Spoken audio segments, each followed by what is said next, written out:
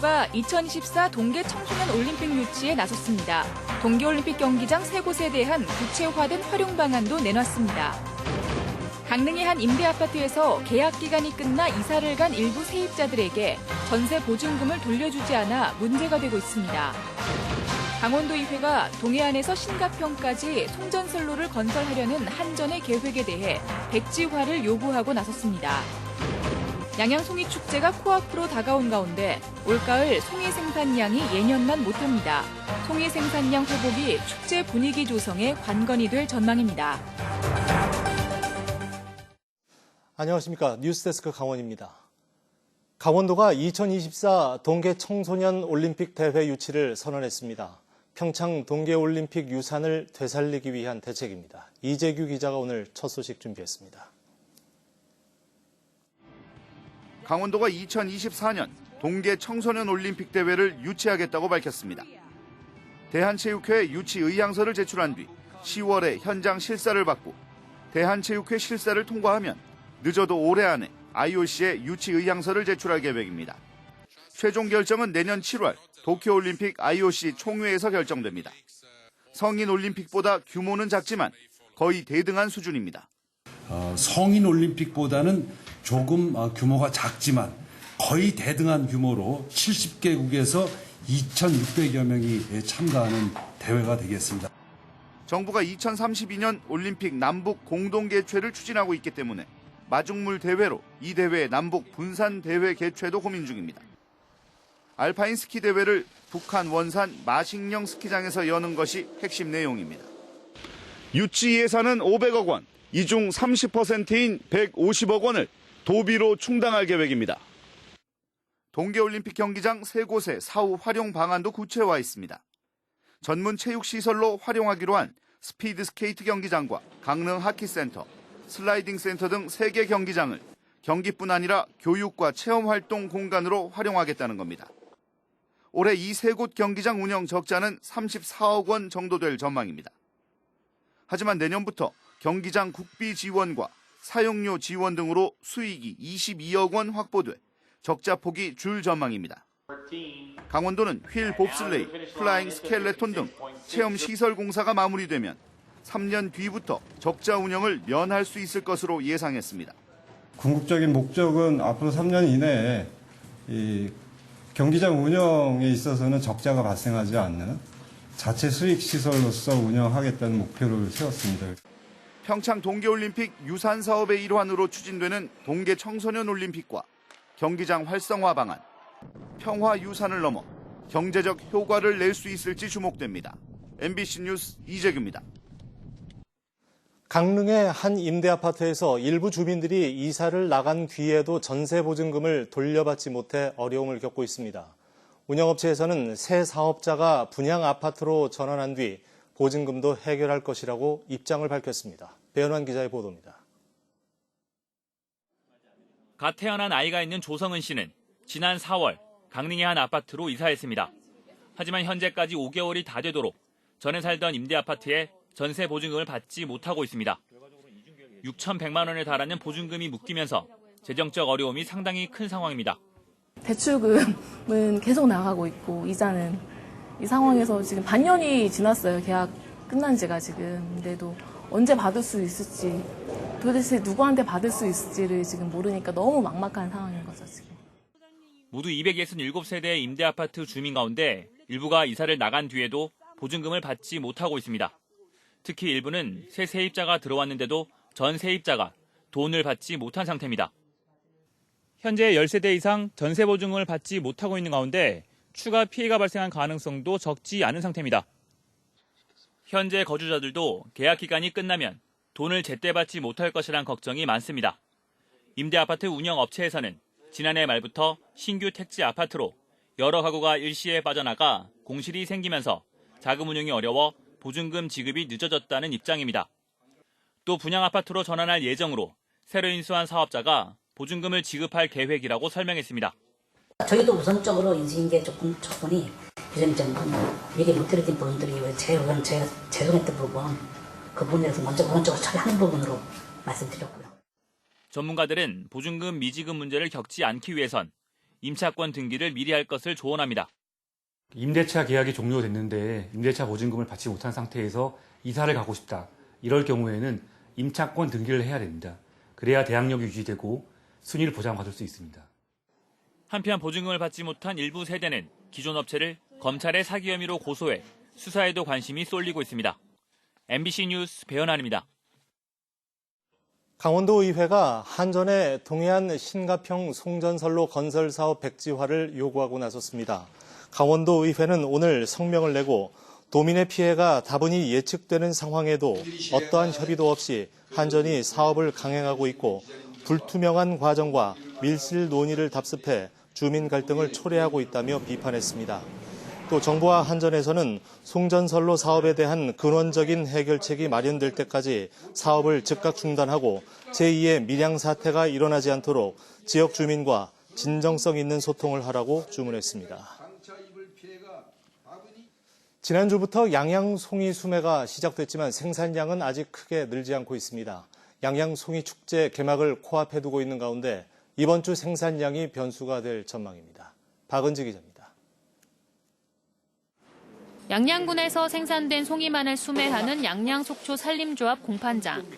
산주들이 아침부터 산에 올라 채취한 송이를 가져오면 크기와 모양에 따라 등급을 나누고 무게를 재는 작업이 이어집니다. 대풍이었던 지난해와 달리 올가을 초반 생산량은 아직 많지 않은 상황입니다. 송이 작황은 기후변화에 민감한데 산지의 고온이 지속되는 기간이 길어져 영향을 받은 것으로 보입니다. 양양뿐 아니라 강릉과 삼척, 고성 지역의 송이 공판 현황을 보면 지난해 같은 기간과 비교해 초반 공판 수량과 금액이 모두 크게 위축됐습니다. 그나마 다행인 것은 태풍이 지나가고 이번 주부터 생산량이 늘고 있다는 겁니다. 한 일주일 정도 늦게 작황이 시작됐어요. 그러다 보니까 이제 점점 물량은 늘어나는데 이제 태풍 영향으로서 이제 어떻게 환경을 맞춰주냐에 따라서 송이 축제 기간 양양송이 명품관을 운영할 지역 생산자 단체에서도 이번 주 생산량을 보고 부스 규모를 정할 계획입니다. 10개 상회가 들어가는데 다 채우지 못했다라고 하면은 문제가 되지 않을까 생각을 하고 있어서 10개 상회들이 지금 고민을 하고 있어요. 올해는 추석이 끝난 뒤 수매가 시작돼 추석 선물 특수를 못 본 가운데 대중 선호도가 높은 4등품 가격이 30만 원 선으로 예년보다 다소 높게 형성되고 있습니다. MBC 뉴스 박은지입니다. 대관령에는 예년보다 일찍 서리 예보가 내려졌습니다. 농민들은 냉해를 입을까 조기 수확에 나섰고 선선해진 날씨에 서둘러 가을 여행에 나선 관광객들의 발길이 이어졌습니다. 정다혜 기자가 취재했습니다. 평창 대관령의 아침 기온이 뚝 떨어지면서 서리 예보가 내려졌습니다. 예년보다 열흘 정도 이른 겁니다. 찬 공기가 내려앉아 안개가 자욱히 낀 풀밭에는 이슬이 몽글몽글 맺혔고 농민들은 애써 키운 농작물이 냉해를 입지 않을까 이른 새벽부터 조기 수확에 분주합니다. 장갑은 기본이고 옷매무새는 벌써 겨울입니다. 추위가 빨리 와서 특히 무나 배추가 조기 수확하게 됐습니다. 이틀 전만 해도 10도를 넘던 대관령의 아침 기온은 4.4도까지 떨어졌습니다. 갑작스러운 기온 하락에 벌써 겨울이 왔나 느낄 정도입니다. 예년보다 때이른 추위가 다가오면서 보시는 것처럼 강원 산지는 겨울 맞이에 한창입니다. 관광객들은 겨울이 오기 전 미처 느끼지 못한 가을 풍경을 담기 위해 서둘러 발왕산을 찾았습니다. 청명한 가을 하늘과 어우러진 발왕산에서 소중한 이들과 즐거운 추억을 쌓아갑니다. 날씨가 선선해져서 가을이 왔나 보다 생각하고 친구들하고 가을을 느끼러 왔어요. 도심은 더위가 채 가시지도 않았는데 대관령에는 이미 겨울이 성큼 다가왔습니다. MBC 뉴스 정다혜입니다. 사물 인터넷과 빅데이터 같은 지능 정보 기술이 산업 현장에 빠르게 도입되고 있는데요. 이러한 4차 산업혁명 변화에 대학도 발을 맞춰서 학교 안에 융복합 실습 공장을 만들어 인재 양성에 나섰습니다. 김상훈 기자입니다. 학교 안에 작은 공장이 들어섰습니다. 설계를 담당하는 3D 스캐너와 프린터부터 세밀한 가공이 이뤄지는 머시닝 센터까지 학과별로 나뉘어 있던 실습 장비가 한자리에 모두 모였습니다. 4차 산업혁명에 대비한 선진형 러닝 팩토리, 열린 융복합 실습 지원센터입니다. 설계에서부터 완성 제품까지, 역설계에서부터 완성 제품까지 한 번에 다 만들 수 있는 체험도 할 수 있고 기술도 익힐 수 있는 그런 융합 시스템이라고. 745제곱미터에 달하는 러닝 팩토리는 장비 구입에만 8억 5천여만 원을 들여 4차 산업혁명에 맞는 최첨단 장비를 갖췄습니다. 이곳에서 학생들은 제품 설계와 기계부품 가공, 시제품 제작, 그리고 제품 홍보까지 한 번에 체험할 수 있습니다. 특히 본인 전공 외에도 실습 과정에 참여할 수 있어 학생들은 자연스레 제품 개발 과정에 대한 안목과 지식을 넓힐 수 있습니다. 평소에는 접하기도 힘든 기계나 여러 제품들을 한꺼번에 써봄으로써 먼저 경험적으로 가장 이득이 되는 것 같습니다. 러닝 팩토리는 도내 중고교 학생들과 강원 도민들도 이용할 수 있도록 개방됩니다. 지역 중소기업들도 시제품 제작 기회를 얻어 신제품 개발 기술을 지원받을 수 있습니다. 또한 융복합적인 기술을 익힌 인재들을 채용할 수 있어 기업들의 관심도 높습니다. 학생들이 아마 전기, 전자, 기계, 용접 이런 쪽을 통합적으로 기술 배운다면 아마 취업하는 데 있어서 아마 도움이 될 것 같고요. 참고로 저는 오늘 오후에 여기 졸업생 2명을 채용 예정에 있습니다. 산업의 변화에 발맞춰 직업 맞춤형 지역 대학들이 기존 방식에서 벗어나 통합적인 교육 현장을 제공해 시대에 필요한 인재를 교육하고 있습니다. MBC 뉴스 김상훈입니다.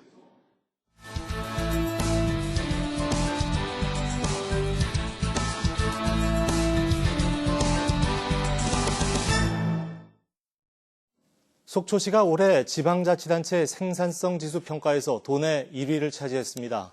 속초시는 행정안전부가 발표한 2019년 지방자치단체 생산성 지수 측정 결과 전국 175개 응모자치단체 가운데 전국 5위, 도내에서는 1위를 차지했다고 밝혔습니다.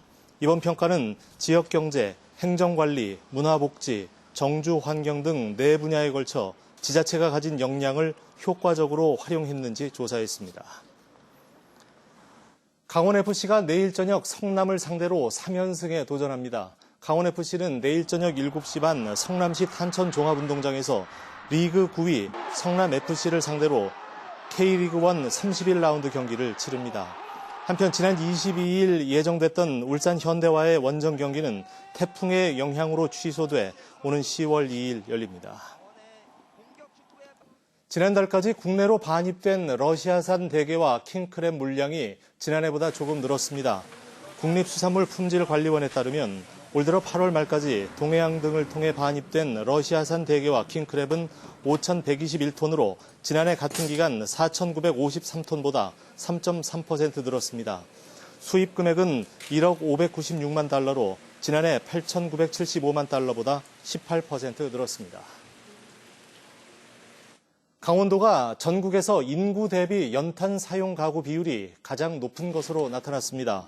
밥상공동체 연탄은행과 연탄은행 전국협의회가 분석한 2019 전국 연탄 사용 가구 조사에 따르면 올해 도내 연탄 사용 가구는 2만 2천여 가구에 달하고 있습니다.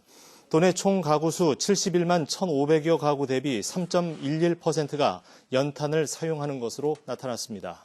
이 같은 수치는 전국 연탄 사용 가구 비율 0.45%의 7배에 달하는 것으로 산간 지역과 농어촌 등 지리적 환경으로 인한 영향이 큰 것으로 분석됐습니다. 고성군이 청년들을 위한 다양한 취업과 창업 지원 시책을 추진하고 있습니다. 뉴스를 마칩니다. 고맙습니다.